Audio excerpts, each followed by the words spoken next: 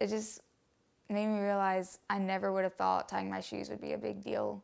Like, even when I was little, it's a big deal, but now it's like, okay, I can tie my shoes. Like, it's my 3rd year in college, but I just learned how to tie my shoes again. This is great.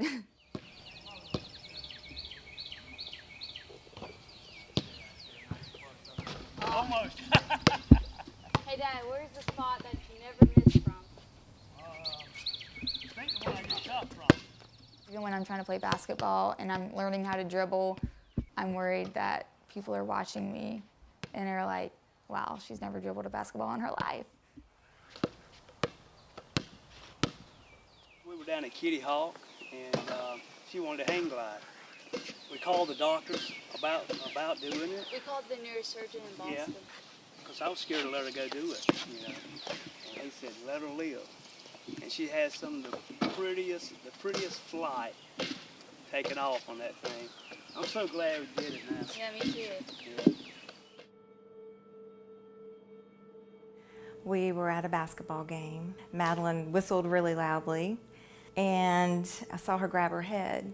Then the next thing I know, I've looked at the court, and Madeline is headed to the bathroom. She found me in the bathroom, leaning against the wall. She said, the gates. The gates. I see the gates.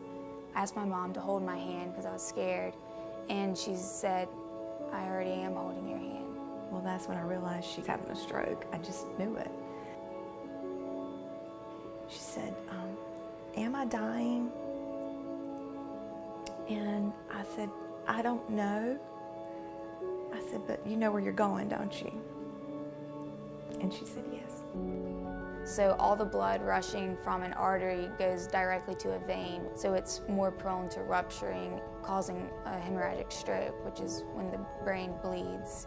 It really put a perspective in my life that this could be it. If it were to bleed again, I could die. I had to think, how did I want to live my life if I were to die tomorrow?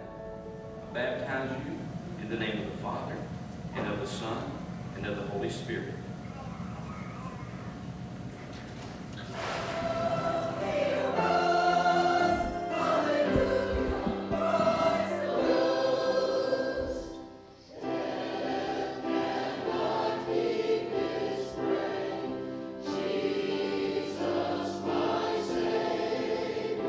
God is the one that I can really trust to make the real difference in my life and make my life as meaningful and count and purposeful as it ever could be when nothing else can. Is my believing in this Jesus worth putting my life on the line?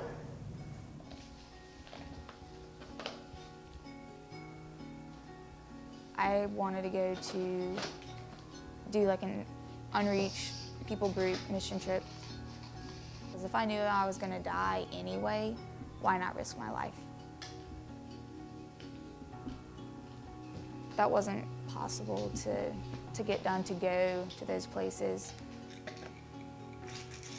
That's when I started to evaluate, how am I strategically living my life to reach the most people right now where I'm at?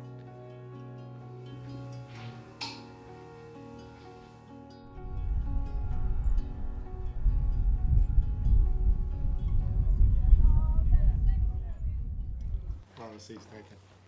Really? Have you heard that Christian pickup line? It's like, you're at church and you're like, is this seat saved? How about you? It was always something that kind of came up that would slow down the wish. I know, you gotta hide them low. Every year she had a stroke while she was in high school. In October of 2016, Madeline was diagnosed with a new aneurysm. She didn't have an aneurysm. It was that same feeling. We felt like our world had stopped turning again. We left, and Madeline she was upset. And I said, what is upsetting you the most? Madeline was crying and said, you know, I just don't feel like I've been able to do what I was put here to do.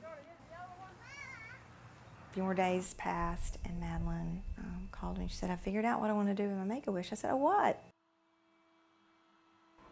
Dear David Platt, in 5th grade on February 14, 2007, I suffered my first hemorrhagic stroke, which is bleeding in the brain, and was diagnosed with an arteriovenous malformation, known as an AVM. This past fall, the doctors discovered a new development of 3 aneurysms in my AVM. However, God has continued to demonstrate His faithfulness. Through the suffering, God revealed to me my need for Him and changed my desires to use my Make-A-Wish to make an eternal impact. I determined a donation through the IMB for the unreached people groups would be an eternally effective way to utilize the wish. I hope to meet and one day serve the unreached with you. Sincerely, Madeline Ray.